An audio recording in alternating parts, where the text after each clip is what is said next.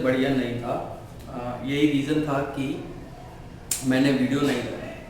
इसलिए बढ़िया नहीं था क्योंकि क्या है कि मैं यूपी गया था। मेरी वाइफ कानपुर की है तो मैं उनको कानपुर लेने गया था। वो लॉकडाउन से पहले ही वहीं है। तो जब मैं लेने गया और जब मैं वापस आया तो मैं पहले अपनी सिक्योरिटी के लिए चेकअप कराने हॉस्पिटल गया। तो हॉस्पिटल जब मैं गया तो वहाँ से उन्होंने बोला कि अगर कोई अदर स्टेट पर्सन आता है विजिट करके तो उसको क्वारंटाइन होना पड़ेगा। इसलिए 3 दिन में सेंटर क्वारंटाइन था। मेरी रिपोर्ट नेगेटिव आई, मेरी वाइफ की, मेरे बच्चे की। तो उसके बाद मैं ये वीडियो बना रहा हूँ, तो दैट्स वाई टाइम लग गया। अब अपन स्टार्ट करते हैं और आप चैनल देख रहे हो फिल्टर ज्ञान। ओके, तो स्टार्ट करते हैं। तो मैं आपको अब तक बता देता हूँ कि जो हमने अब तक पढ़ा है वो बच्चों पढ़ा है वॉइड की डेफिनेशन मैंने बेसिकली आपको ये बताई थी कि जिसका कोऑर्डिनेशन नंबर 2 हो, लीनियर वॉइड में आने वाला पार्टिकल कहलाएगा, मतलब वो वॉइड ही लीनियर कहलाएगी। 3 होगा तो ट्राइएंगल, 4 होगा तो टेट्राहेड्रल, 6 होगा तो ऑक्टाहेड्रल और जब 8 होगा तो क्यूबिकल वॉइड होगी। फिर मैंने उनके लिए आपको रिलेशन प्रूफ करवाए थे, जो रिलेशन मैंने इस तरीके से लिखे हुए हैं। ये होती है वॉइड की रेडियस, ये होती है मेन पार्टिकल रेडियस। तो वॉइड की रेडियस और मेन पार्टिकल रेडियस की का कुछ रेशो है और मैंने ये कहा था कि जब भी रेशो कम होगा, जब भी इस रेशो का वैल्यू कम होगा तो कोऑर्डिनेशन नंबर भी कम होगा। ये आपने लास्ट वीडियो में देखा होगा। जैसे ट्राइएंगल वॉइड के लिए इस रेशो का value r upon capital R is the radius of big particle जो कि लैटिस बनाता है। Small r is the radius of the void particle which contributed in void, ठीक है, या take place in void। और इसका जो रेशो है वो आता है 0.155। फिर इसी तरीके से टेट्राहेड्रल के लिए इतना, फिर इतना, फिर इतना। तो मैंने ये कहा था कि अगर इसका वैल्यू बढ़ेगा तो कोऑर्डिनेशन नंबर भी बढ़ेगा, किसमें, आने वाले वॉइड के पार्टिकल में। क्यों? रीजन भी दिया था कि भाई अगर ये बढ़ा तो वो कब बढ़ेगा, जब ऊपर वाली वैल्यू बढ़ेगी। अगर ऊपर वाली वैल्यू बढ़ती है तो बच्चों क्या बढ़ रहा है? बढ़ रही है रेडियस किसकी? वॉइड पार्टिकल की। अगर वॉइड पार्टिकल बड़ा होगा तो उसको टच करने वाले पार्टिकल ज्यादा आएंगे ना। छोटा ही होगा तो कितने टच करने वाले आएंगे? और बड़ा होगा तो सबके सब चिपक जाएंगे, उससे टच करने वाले पार्टिकल ज्यादा होंगे। तो टचिंग पॉइंट ज्यादा होंगे, टच करने वाले पार्टिकल ज्यादा होंगे, नियरेस्ट पार्टिकल ज्यादा होंगे और नियरेस्ट पार्टिकल की जो संख्या होती है, जो नंबर होता है, वही कहलाता है कोऑर्डिनेशन नंबर। तो कोऑर्डिनेशन नंबर 3, 4, 6 और 8 ये मैंने आपको बता दिया था। फिर अपन थोड़ी सी और बात करते हैं कि भाई मैंने आपको ये एक और चीज बताई थी कि location of tetrahedral void and octahedral void in where FCC unit cell. अब कई लोग कह रहे हो सर एफसीसी क्यों बता रहे हो, बीसीसी का तो बता नहीं रहे हो, एससीपी का भी नहीं बता रहे हो, हेक्सागोनल क्लोज पैकिंग का भी नहीं बता रहे हो। तो बच्चों सुन लो कि NaCl का स्ट्रक्चर एफसीसी के अनुसार बनता है और उसके रिगार्डिंगली बहुत सारे आयनिक कंपाउंड का स्ट्रक्चर एफसीसी या सीसीपी एक ही बात होती है के अनुसार बनता है। तो हमको उसी से रिलेटेड क्वेश्चन पूछा जाता है, तो उसी पर हम क्वेश्चन करने वाले हैं।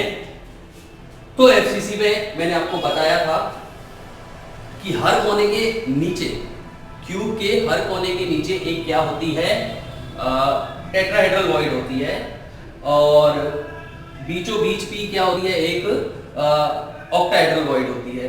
तो हर क्यूब के कोने के नीचे एक टेट्राहेड्रल वॉइड, तो 8 टेट्राहेड्रल वॉइड होंगी। और मैंने कहा था कि ये दुगना होती है वॉइड के कॉन्ट्रीब्यूटेड पार्टिकल से, ठीक है। तो बीच में एक आएगी और हर कोने के नीचे एक टेट्राहेड्रल वॉइड होती है, ठीक है। यार पापा ने आवाज कितनी तेज कर रखी है। तो कैसे ये होता है, अपन बात करते हैं कि हर कोने के नीचे, तो ये हो गया अंदर वाली फेस का पार्टिकल, ये रहा अंदर वाली, फिर ये वाली दीवार का फेस का पार्टिकल ये रहा, फिर ऊपर वाले का ये रहा।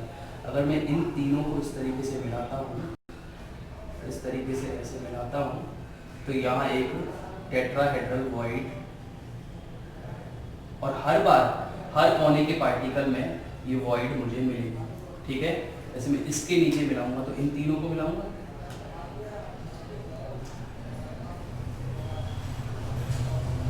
तो हर कोने के पार्टिकल के नीचे एक हमें टेट्राहेड्रल वॉइड मिलेगी। यहाँ पे भी एक टेट्राहेड्रल वॉइड होगी।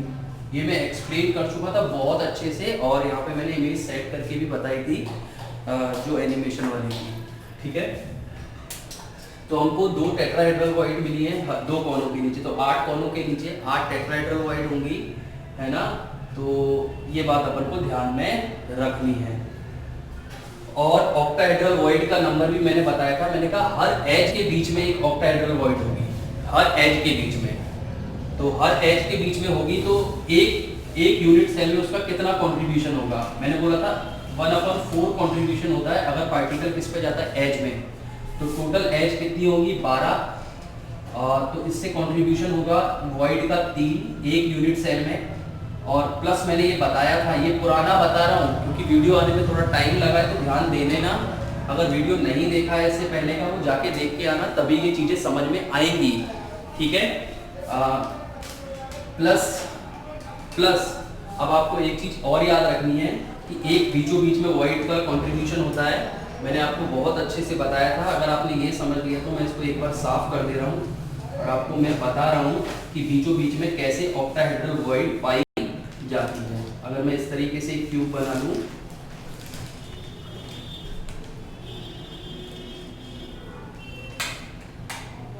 तो 1 2 3 4 ये फेस के पार्टिकल हो गए, 1 2 3 4 5 6 7 8। ठीक है, अब देखो अंदर वाले पे एक पार्टिकल होगा, अंदर वाली दीवार पे, इस वाली दीवार पे देखो ये जो नीचे जा रही है, और बाहर वाली दीवार मतलब इस वाली दीवार जो आगे आ रहा है, तो उसको मैं मिटा दे रहा हूँ, नहीं तो फिर वो कोलैप्स कर जाते हैं, 3D में बना नहीं पाते अपन ढंग से, है ना। ये चीज़ याद रखनी है आपको। ठीक है बच्चों, एक ये पीछे बनेगा इस दीवार पर, और एक ये आगे वाली दीवार पे यहाँ बनेगा। अगर मैं इन चारों को मिला देता हूँ कि ये फेस और ये फेस, ये चारों आगे फेस के पार्टिकल जब मिला देते हैं और इस तरीके से मैं इनको ऐसे मिला देता हूँ, तो एक वॉइड आपको ऑक्टाहेड्रल वॉइड बीचों बीच मिल जाएगी। और हर एज पर एक कौन सी वॉइड होगी, हर एज पर होगी आपकी एक ऑक्टाहेड्रल वॉइड। ठीक है, मैंने आपको यहाँ पे बना के भी बताई थी, या फिर यहाँ पर इस तरीके से ये एक पार्टिकल होगा, आगे वाले में भी एक पार्टिकल होगा, इधर एक पार्टिकल निकल रहा होगा, पीछे वाली दीवार पे एक पार्टिकल निकल रहा है। तो ये चारों को इस तरीके से मिलाएंगे और ये इस तरीके से यहाँ मिलके एक ऑक्टाहेड्रल वॉइड मिलेगी। अगर नहीं समझ में आ रहा है, ये जस्ट फॉर रिफ्रेशमेंट कि हाँ यार हमें थोड़ी बहुत चीज़ें आती हैं कि ऑक्टाहेड्रल वॉइड की पोजीशन हर एज पर होगी, हर एज के सेंटर पे होगी, प्लस साथ में बॉडी सेंटर पे होगी। और टेट्राहेड्रल वॉइड फिक्स है, वो कहाँ पर होगी, कहाँ पर होगी, ईच कोने के नीचे, बिसाइड दी ईच कॉर्नर। ओके, तो 3 तो आपका आ गया एज से, प्लस बीचों बीच में कितनी है 1, तो टोटल कितना है 3 + 1 = 4। ओके, तो टोटल कंट्रीब्यूशन आ गया ऑक्टाहेड्रल वॉइड का, और टेट्राहेड्रल वॉइड का तो सीधा कंट्रीब्यूशन 8 हो गया। और हमें मालूम है जेड क्या होता है एफसीसी के लिए 4, तो टेट्राहेड्रल वॉइड दुगनी होती है जेड की मतलब 2Z, और ये बराबर होती है जेड के मतलब 4, है ना। याद रखिए ये सारी चीजें मैं पुराना बता रहा हूँ, इससे आपको थोड़ी चीजें याद आ जाए। ठीक है, तो इतना चीजें आपको समझ में आ गई होगी। तो अब मेरी बात सुनिए, जो अगला पॉइंट है कि tetrahedral and octahedral void along the face diagonal, क्या फेस डायगोनल के अलोंग में यहाँ पर ये लाइन अगर मैं रेड पेन से इस तरीके से खींचता हूँ, क्या इस लाइन पे कोई भी वॉइड आई, नहीं आई, तो वहां पे ना तो टेट्राहेड्रल वॉइड है और ना ही ऑक्टाहेड्रल वॉइड है। अब देखिए मैं 1 मिनट पहुंचा ले आता हूँ।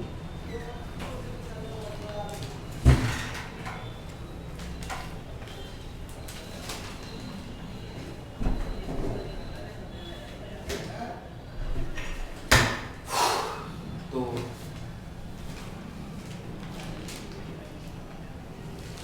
आप देखिए, इसको साफ कर रहा हूं।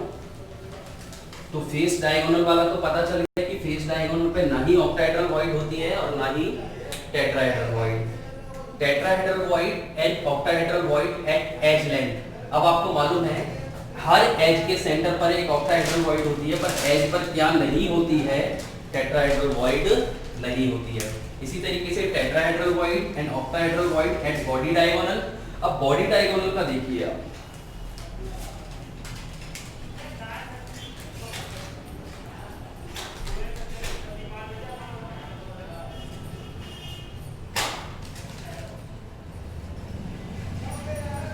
इसको यहां समझना है। देखिए एक पार्टिकल इधर होता है और इससे मैं इसको मैच करा, ठीक है, इन दोनों को मैच कराऊंगा तो एक बॉडी डायगोनल बनेगा। अब देखिए इसके नीचे एक टेट्राहेड्रल वॉइड है और इसके नीचे भी एक आगे चलने पे टेट्राहेड्रल वॉइड होगी, है ना। और बीचों बीच सेंटर से अगर ये बॉडी डायगोनल गुजरेगा तो यहाँ पर एक क्या होती है, अभी अभी मैंने बताया ऑक्टाहेड्रल वॉइड। ये ऑक्टाहेड्रल वॉइड बीचों बीच तो थी और ये 1/4 × 12 मतलब हर एज पर एक होगी, तो 12 एज पर हो जाएगी 12 × 1/4, तो आंसर आएगा 3 और +1, ठीक है। तो octahedral void at body diagonal 1 रहेगी और tetrahedral void at body diagonal 2, क्योंकि हर कोने पर एक टेट्राहेड्रल वॉइड, ये वाली हो गई आपकी टेट्राहेड्रल वॉइड, ठीक है, ये भी हो गई आपकी टेट्राहेड्रल वॉइड, और ये देखो आपकी बीचों बीच जो है यहाँ पर ये ग्रीन कलर से मैं कर दे रहा हूँ, ये हो गई आपकी ऑक्टाहेड्रल वॉइड। टेट्राहेड्रल वॉइड छोटी होगी क्योंकि R/R का रेशियो कम है, देखिए, और ऑक्टाहेड्रल वॉइड बड़ी होगी, थोड़ा बड़ा बनाया है क्योंकि R/R का रेशियो ज्यादा है, और R/R का रेशियो ज्यादा होगा तो स्मॉल r ज्यादा होगा, स्मॉल r ज्यादा होगा तो वॉइड पार्टिकल बड़ा होगा, वॉइड पार्टिकल बड़ा होगा तो क्या ज्यादा होगा, कोऑर्डिनेशन नंबर। याद रहे कोऑर्डिनेशन नंबर 6 और कोऑर्डिनेशन नंबर 4, और यहाँ कोऑर्डिनेशन नंबर 3, ओके, और यहाँ कोऑर्डिनेशन नंबर 8, ये याद रहना चाहिए। डाटा देख लो, पूछता है, क्वेश्चन आता है, कॉम्पिटिशन में आया हुआ है कि फेस डायगोनल से के में अगर हम जाएंगे अलोंग दी फेस डायगोनल कितने कितने पार्टिकल आएंगे, अलोंग दी एज लेंथ क्या कौन कौन सी वॉइड आएंगी, और बॉडी डायगोनल कौन कौन सी वॉइड आएंगी और कितनी आएंगी, ठीक है। तो चलें साफ कर, नोट कर लेना, कॉपी पेन लेके बैठना, भले पॉज करके पहले नोट कर लिया करो, ठीक है।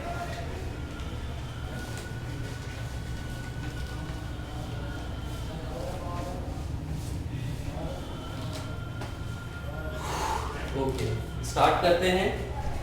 अब क्वेश्चन शुरू करते हैं थोड़े बहुत। एक क्वेश्चन जो बहुत कॉमन पूछा जाता है उसको समझने के लिए पहले मैं एक क्वेश्चन लिख दे रहा हूं। If a compound is formed by A, B, C and D component, ठीक है,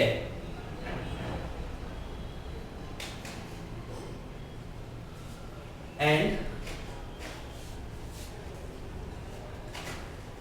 A is at corner। एक क्वेश्चन मैं करा रहा हूं, एक क्वेश्चन मैं आपको करने के लिए दूंगा, ठीक है, लिख दूंगा, नोट कर देना और खुद से करना, और अगली वीडियो में हो सका तो मैं उसका आंसर बताऊंगा, करके भी बताऊंगा। तो B, C, D इस तरीके से कंपोनेंट है। A इज एट कॉर्नर, सारे कॉर्नर पे हैं। B is at all faces, ये ऑल कॉर्नर पे है। C is at body centre,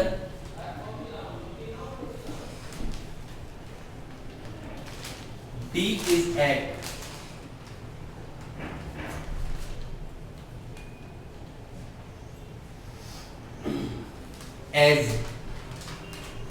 center. Then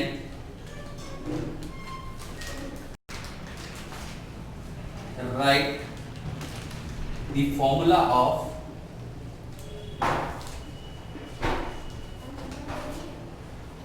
compound.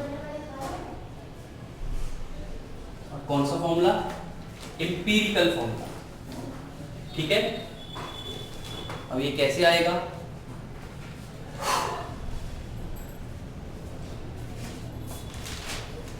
यार सानवी, तो ठीक है.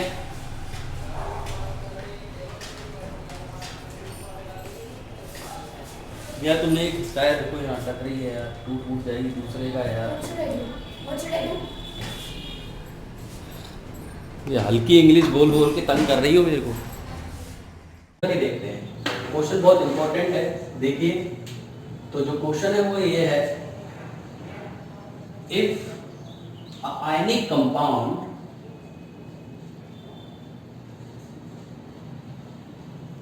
is made up by component A, B, C and D, where A is at all corners, B is at all faces, C is at all body center. all तो नहीं आएगा, body centre है तो.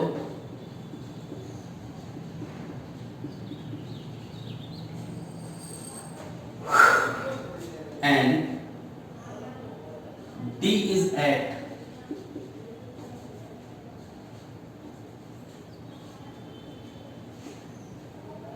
all edges.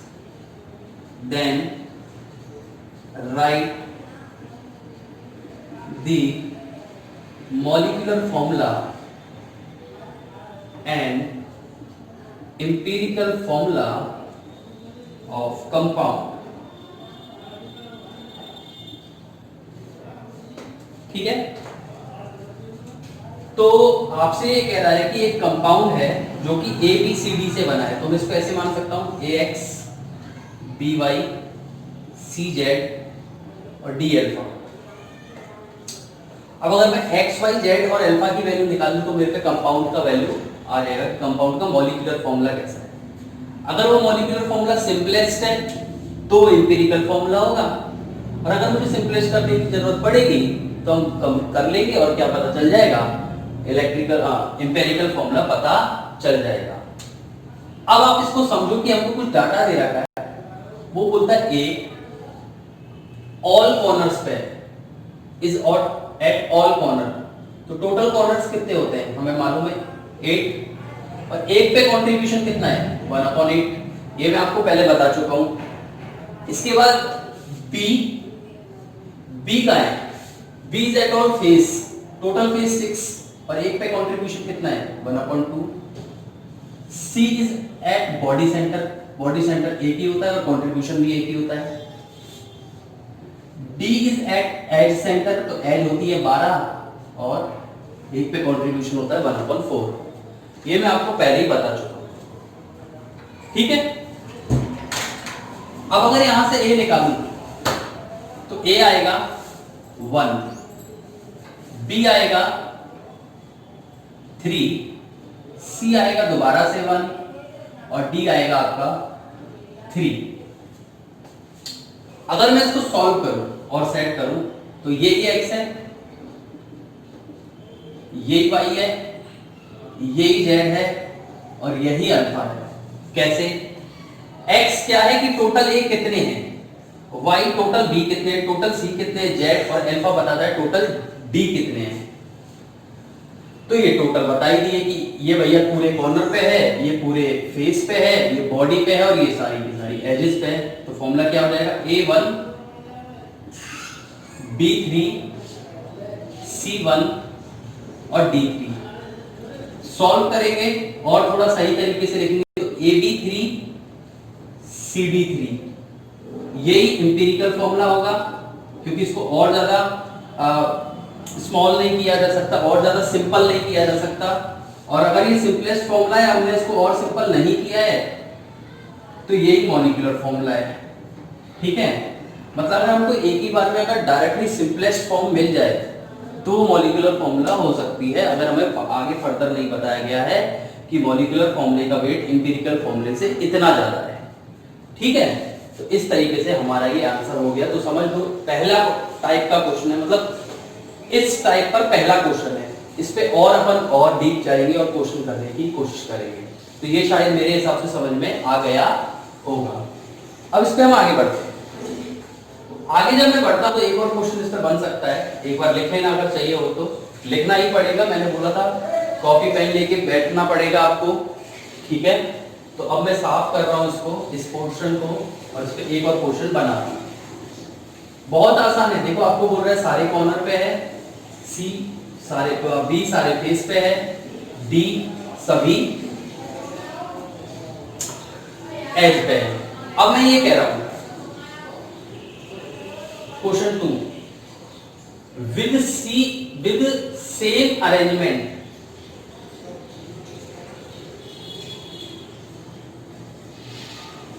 %, edges are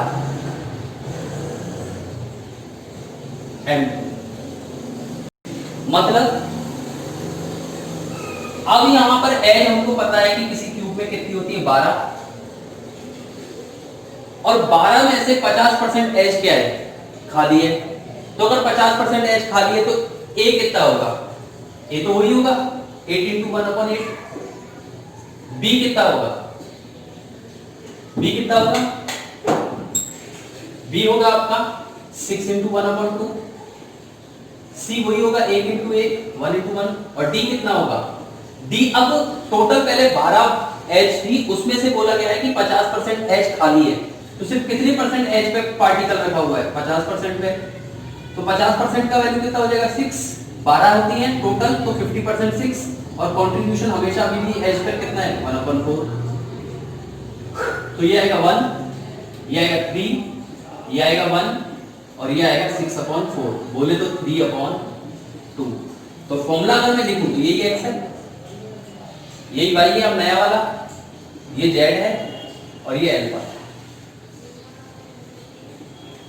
अब अगर मैं solve करूं, मतलब और इसको मेंटेन करूं, तो A X B Y C Z और डी अल्फा।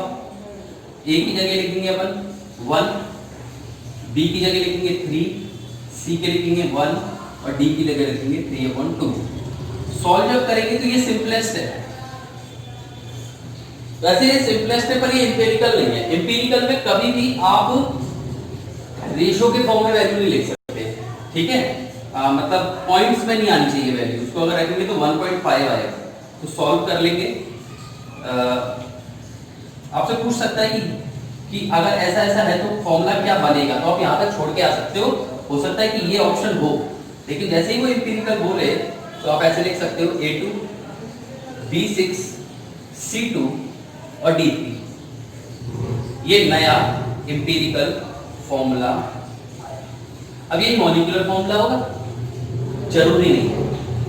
ये कब तक जरूरी नहीं है, जब तक ये ना दिया हो कि मॉलिक्यूलर फॉर्मूले का वेट और इंपीरिकल फॉर्मूले के वेट में कितना अंतर है। अगर सपोज ये इसका वेट निकाल दिया अपन ने और ये बोला कि ये 250 आ रहा है, लेकिन हमको बोल रखा है कि मॉलिक्यूलर फॉर्मूले का वेट है 500, तो मॉलिक्यूलर फॉर्मूला इसका दुगना हो जाएगा, तो सब में 2 का मल्टीप्लाई कर देंगे।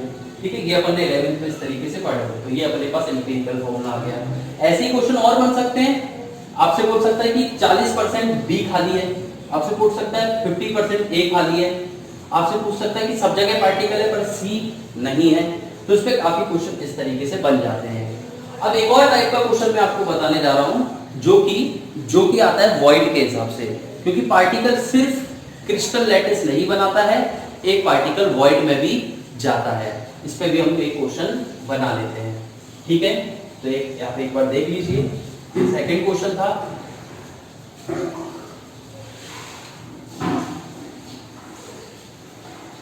तो बच्चों चलते हैं नेक्स्ट क्वेश्चन की ओर। अब देखिए, अब थोड़ा इसको दिमाग लगाइए कि मैं ये बोल रहा हूं कि एक बाइनरी कंपाउंड, अब बाइनरी का मतलब होता है बाइनरी आयनिक कंपाउंड। इसमें ये बोला है बाइनरी आयनिक कंपाउंड का मतलब है कि सिर्फ दो कंपोनेंट होंगे बाइनरी में, टर्नरी में 3 होंगे और क्वाटरनरी में 4 होंगे। तो बाइनरी आयनिक कंपाउंड है जो कि A+ which is made up by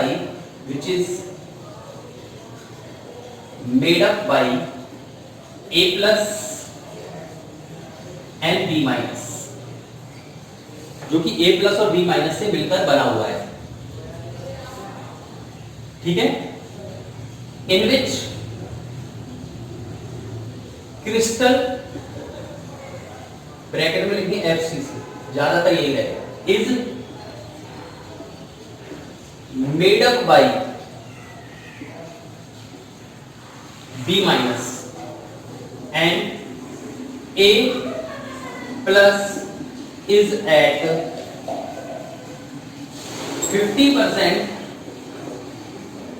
tetrahedral void, then write what molecular formula, या पहले एम्पिरिकल कर देते हैं फिर मॉलिक्यूलर अपन से वो आगे डाटा देके कुछ बात। तो आपसे ये कह रहा है कि एक FCC लैटिस बना रहा है हमारा B-, ये B- के पार्टिकल है ना, FCC लैटिस बना रहा है, ठीक है, फेस और कॉर्नर पर। अब बोल रहा है कि इनसे जो वॉइड बनेंगे उन वॉइडों के 50% टेट्राहेड्रल वॉइड में कौन है, A+, ये B बना रहा है।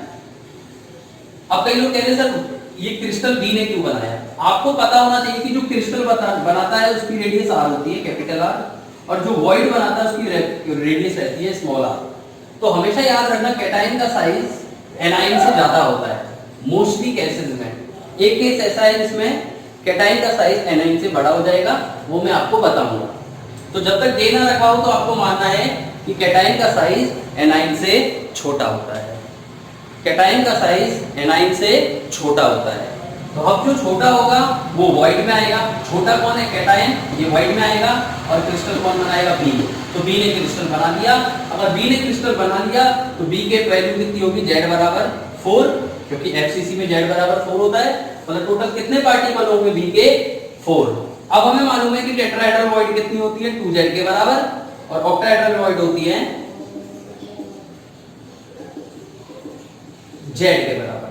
तो टोटल ऑक्टाहेड्रल वॉइड होंगी 4 और ये टोटल टेट्राहेड्रल वॉइड होंगी 8। ये वैकेंट है। क्यों वैकेंट है, क्योंकि पार्टिकल जो A+ है वो सिर्फ किसमें है, 50% टेट्राहेड्रल वॉइड में। तो 50% टोटल टेट्राहेड्रल वॉइड है कितनी, 8, तो इसकी 50% वॉइड कितनी होंगी, 4। तो आपको ये कह रहा है कि B भी 4 है, ये तो पता ही चल रहा है क्योंकि क्रिस्टल बना रहा है, और क्योंकि उससे बनने वाली वॉइड 8 है और उसकी 50% में कौन है, A है, तो टोटल A कितनी होंगी, 8 का 50% 4। तो मतलब B भी 4 और A भी 4। तो फॉर्मूला क्या होगा, A और B से A4 B4 बोले तो AB है। इस तरीके से हमसे क्वेश्चन पूछा जा सकता है, बहुत आसान है। क्वेश्चन में कहा गया है कि एक बाइनरी आयनिक कंपाउंड है which is made up by A+ and B-, in which crystal FCC is made up by B-, crystal B- बनाएगा। अगर हमको नहीं भी पता होता तो हम बोलता तो भी हमको पता रहता कि बड़ा पार्टिकल B- रहेगा, क्योंकि एक इलेक्ट्रॉन आने के कारण साइज बड़ा हो जाता है और एक इलेक्ट्रॉन निकलने के कारण साइज छोटा हो जाता है। तो बड़ा ये होगा तो ये क्रिस्टल बनाएगा, कैपिटल R रेडियस होगी इसकी, और ये कहां जाएगा, वॉइड में, और बोल रखा है कि वो कहां जा रहा है, 50% टेट्राहेड्रल वॉइड। तो अगर ये B क्रिस्टल बनाएगा तो Z बराबर 4 आएगा, FCC क्रिस्टल बोला है और इसका 50% वॉइड, टोटल टेट्राहेड्रल वॉइड होगी 2z बराबर 8 के बराबर, और उसकी 50% वॉइड होंगी 4, और 4 में कौन है? a है, तो फॉर्मूला होगा A4 और B4, क्योंकि क्रिस्टल अगर B बना रहा है तो उसके लिए Z बराबर होता है, कंट्रीब्यूशन कितना होता है बच्चों? 4। तो इस तरीके से हमारा एक और क्वेश्चन हुआ। नेक्स्ट क्वेश्चन और बताते हैं इसी तरीके से। अब इसको अपन ऐसे भी बता सकते हैं,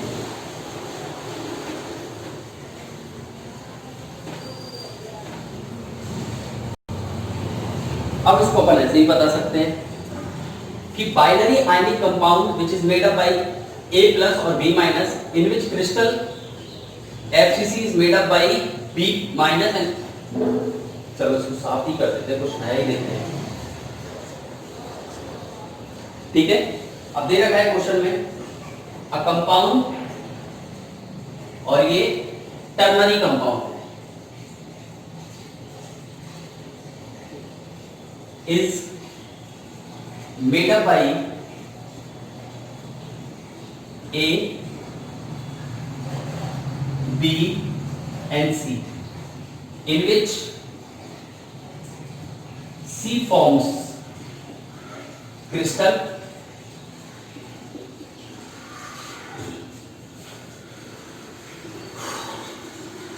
B is at कौन सा crystal?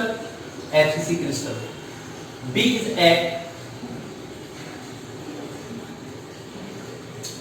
50% octahedral void and C is at 75% tetrahedral void.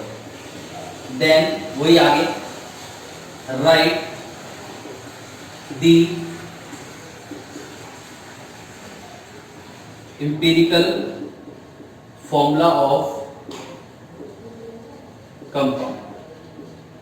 तो आपको पता है empirical formula कैसे बनेगा? ax by cz। अगर मैं x y z का वैल्यू निकाल लूं तो मुझे empirical formula पता चल जाएगा। ठीक है, तो स्टार्ट करते हैं साफ करके, यहां पर इसको ऐसे ही लेते हैं कि a कहां है?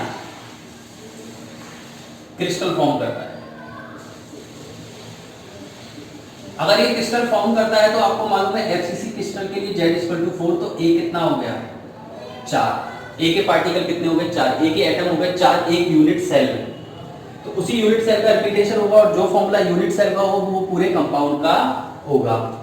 तो B क्या है? 50%, 50% कहां है? कौन सी? Octahedral void. तो total octahedral void is at 50% octahedral void. अब 50% ऑक्टाहेड्रल वॉइड का मतलब होता है Z/2, क्योंकि ऑक्टाहेड्रल वॉइड का वैल्यू होता है Z के बराबर, और 50% हो जाएगा Z/2, मतलब Z का वैल्यू है 4/2 बराबर 2। तो ये किसका वैल्यू है? B का। B के एटम होंगे 2। C is at 75% tetrahedral void. तो Z के हिसाब से टेट्राहेड्रल वॉइड होंगी टोटल 2Z, और टोटल 2Z का 75% कहां होगा? 0.75। 2 into 4 into 0.75, तो ये कितना आएगा? 8, और 8 का कितना आएगा? ये 6 आंसर आ जाएगा, और ये किसके आंसर होंगे? C का। तो A कितना होगा? 4, B कितना होगा? 2, और C कितना होगा? 6। क्या इसको और सिंपल बनाया जा सकता है? हाँ, बनाया जा सकता है। तो ये मॉलिक्यूलर फॉर्मूला होगा, और इसका सिंपलेस्ट फॉर्म A2BC3, ये क्या होगा बच्चों?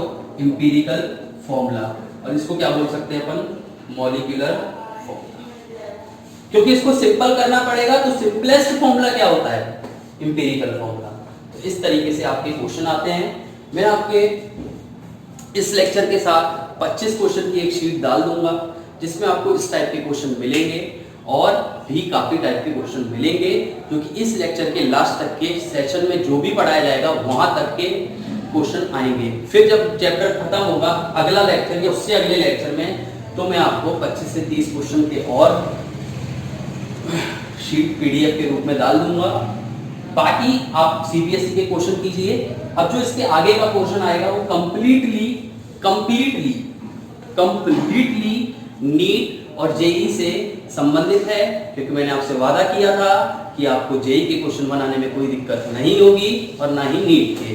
तो ये जो पूरा पोर्शन है उसमें से जेई ने बहुत क्वेश्चन पूछे हैं, जेई मेंस ने काफी क्वेश्चन पूछे हैं। तो ये जो पोर्शन मैं अब आपको बताऊंगा, ये जो आज के लेक्चर का थोड़ा सा आगे का बचा हुआ पोर्शन है वो कंप्लीटली जेई का पोर्शन है, और इसके आगे फिर वापस से सीबीएसई चालू हो जाएगा और अपन अपना काम कर लेंगे। मेरी गारंटी है, आप पूरा पोर्शन पढ़िए, इस पूरे चैप्टर को एक पहले लेक्चर से लास्ट लेक्चर तक पढ़िए। आपका जेई में एक क्वेश्चन नहीं रहेगा, मेंस में सीबीएसई में एक क्वेश्चन नहीं रहेगा, और किसी भी बोर्ड का आप पढ़ोगे आपको कोई दिक्कत नहीं आएगी। बस आपको थोड़ा सा रेगुलरिटी से जो मैंने सारे लेक्चर बनाए हैं उनको ढंग से देखना है, ठीक है? ओके, आगे बढ़ते हैं। तो ये हुआ अपना क्वेश्चन, और इसके आगे अपन अब बढ़ते हैं।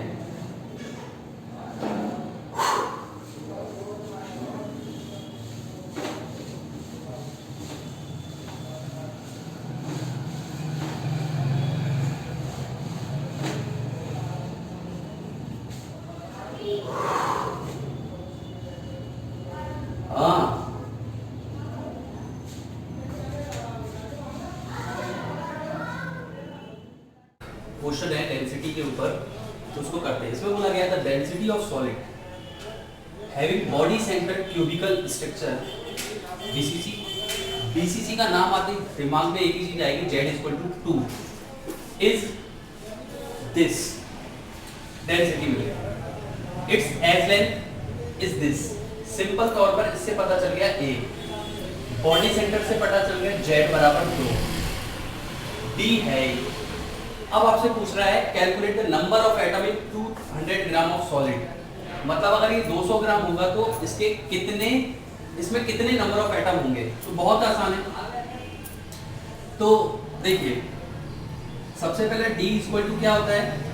Z × molar weight upon Na × A³, ठीक है? अब देखिए, डेंसिटी आपको दे रखी है 7 × 0 ग्राम पर centimetre cube into Na 6.023 into 10⁻23। इसको अपन ऐसे लिख सकते हैं ना, अपन को निकालना क्या A³। अच्छा, इसको अपन ऐसे लिख सकते हैं 4 × मोलर वेट निकालना है into Na into A³। Na का वैल्यू भी सीधा लिख सकता हूँ 6.023 इंटू 10⁻23। A³ का वैल्यू लिख देंगे 300 इंटू पिकोमीटर को 10⁻⁻12 का होल क्यूब, ठीक है? और अब मोलर वेट निकाल देंगे। अगर मोलर वेट अपने पास आ जाता है तो हम कहेंगे कि मोलर वेट यदि उसका सपोज 20 आता है तो 200 ग्राम में कितने मोल होंगे? एक मोल में 20 ग्राम आ गया, इसका मोलर वेट 20 ग्राम आ गया, तो वो एक मोल का वेट होगा। और 200 ग्राम में कितने मोल होंगे? तो अपन 200 में कितने का डिवाइड दे देंगे? 20 का। तो 20 का डिवाइड देने पर अपना आंसर आएगा आपका 10 मोल। तो 10 मोल में नंबर ऑफ पार्टिकल बता देंगे कि 10 Na होगा। अब देखिए, मोलर वेट = 7 × 6.023 इंटू 10⁻23 इंटू 9, देखो 3333 27 इंटू, अब देखिए इधर 10⁻6 हो जाएगा, 000, मतलब अगर 100 का क्यूब करोगे तो 10⁻6, और यहाँ 12 × 36, तो यहाँ हो जाएगा 10⁻30। थोड़ा मैथ लगा लेना, ठीक है? अब अपॉन आ जाएगा 4। इस पूरे सेटअप को सॉल्व करने पे जो आंसर आएगा वो आंसर आएगा आपका मोलर वेट। अब मोलर वेट को निकालने के लिए अपन और सॉल्व कर सकते हैं। तो सॉल्व करने पर यहाँ पर आएगा, अब देखिए 23 और यहाँ है 30, तो बचा कितना? 7, ठीक है? इधर मल्टीप्लाई करने पर, ठीक है, इसका यहाँ पे मल्टीप्लाई कर दिया तो ये हुआ आपका 23 और -30, तो बचा -7, तो क्या आएगा 7 × 6.023 इंटू 10⁻⁻7 इंटू 27 अपॉन 4। अब देखो 7×42, इस पूरे का आंसर 42 आ जाएगा समथिंग, और 42 को अगर इससे मैं कट करूंगा तो 10 पॉइंट समथिंग, 10.5 ऑलमोस्ट, ठीक है। और 10.5 को मल्टीप्लाई करेंगे 27 से,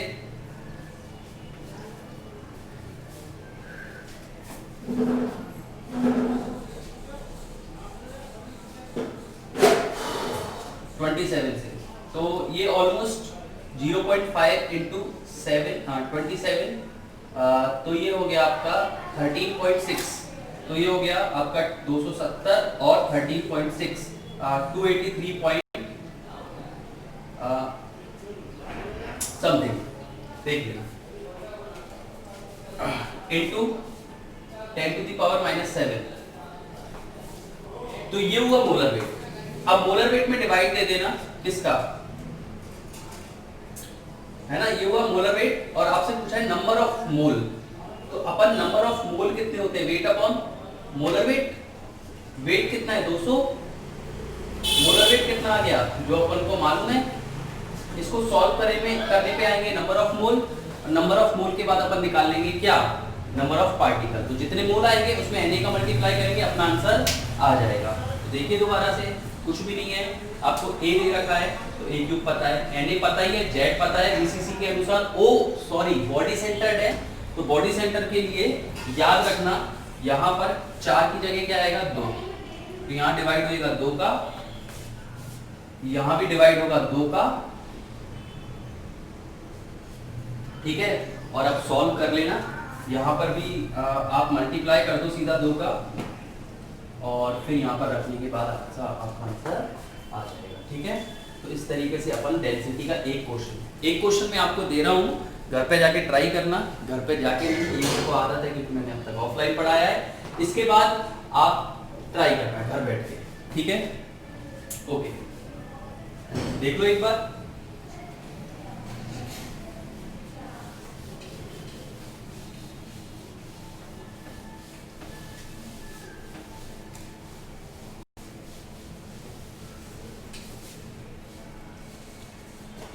एक क्वेश्चन और है, मैं लिख देता हूं, एन एलिमेंट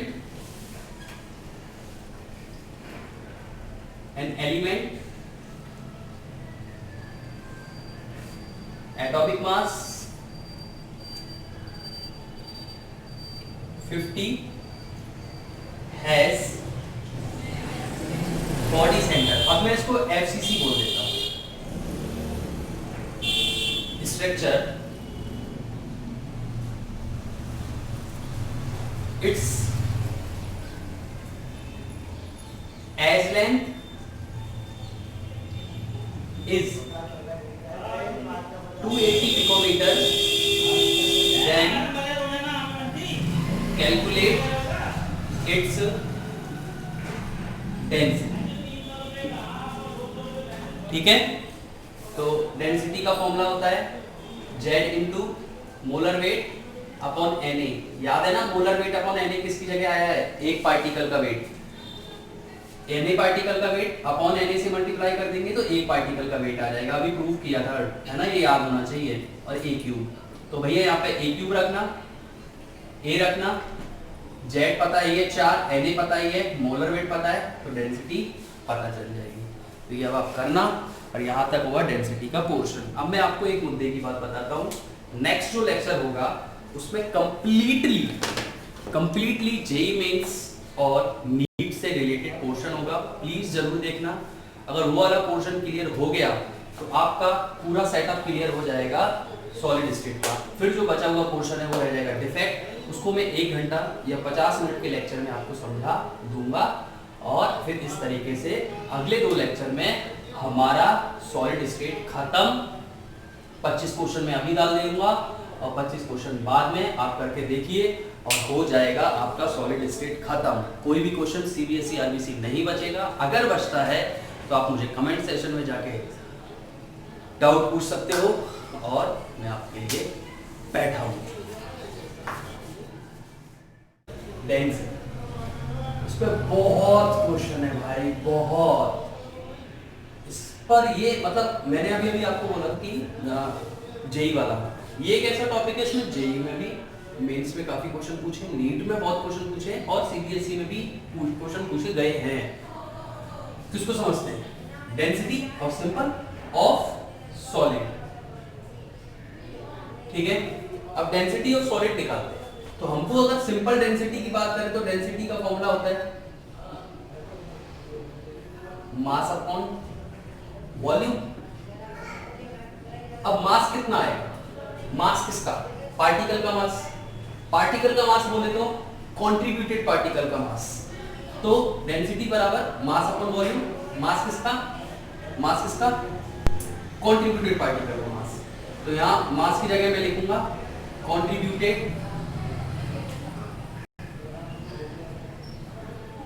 पार्टिकल मास। और वॉल्यूम किसका रखूंगा? वॉल्यूम यूनिट सेल का रखूंगा। तो पर यूनिट मतलब एक छोटी सी यूनिट सेल है, मतलब एक बॉक्स है, उस बॉक्स में कितने बॉल्स होंगे तो बॉल्स का वॉल्यूम, बॉल्स का मास अपॉन बॉक्स का वॉल्यूम। बॉक्स का वॉल्यूम टोटल जो अंदर उसमें बॉल्स हैं या ईट हैं या ब्रिक्स हैं, जो भी कुछ है, ठीक है, आपको जो रखना है उसका मास।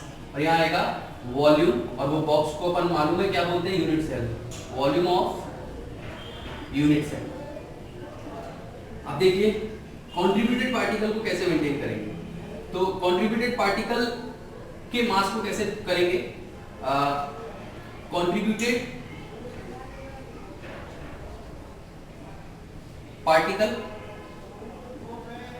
आपको मालूम है कंट्रीब्यूटेड पार्टिकल्स को मैं क्या बोल सकता था? Effective particles into mass of one particle.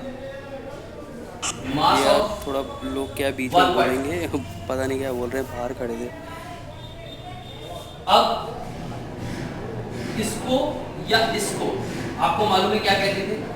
क्या कहते थे बच्चों? जेड। ये जेड का बड़ा रोल है। इस जेड को समझाने में भी मैंने बहुत टाइम लिया था, पूरा एक लेक्चर इसमें खत्म हो गया था। फिर हेक्सागोनल का जेड समझना तो बहुत ही मुश्किल था, जो कि कितना होता है बोल दो अभी? 6। मन में बोल दिया करो, ये मत सोचा करो कि हाँ यार वीडियो पे क्या। भगवान जो ऊपर वाला है ना, नियत देखता है।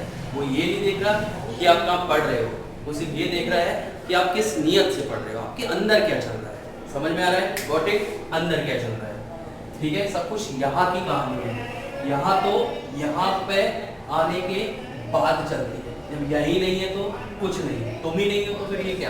कुछ भी नहीं। ये सब तुम्हारे लिए बना है, ठीक है। आ जाओ, volume of unit cell a cube. क्योंकि अपन क्यूबिकल यूनिट सेल ही लेते हैं, कभी भी हेक्सागोनल यूनिट सेल नहीं लेते हैं। बट मैंने एक अलग से एक वीडियो बनाई है, lecture number 9, hexagonal unit cell.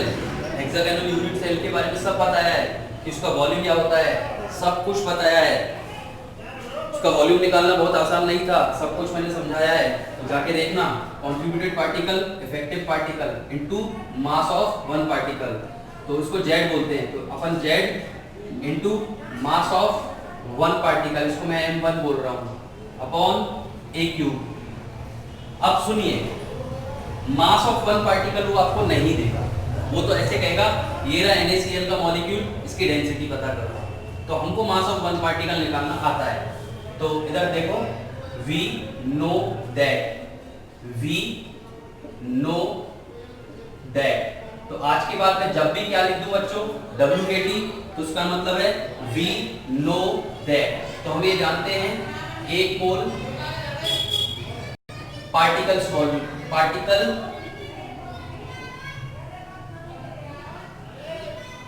Mass equal to molar wait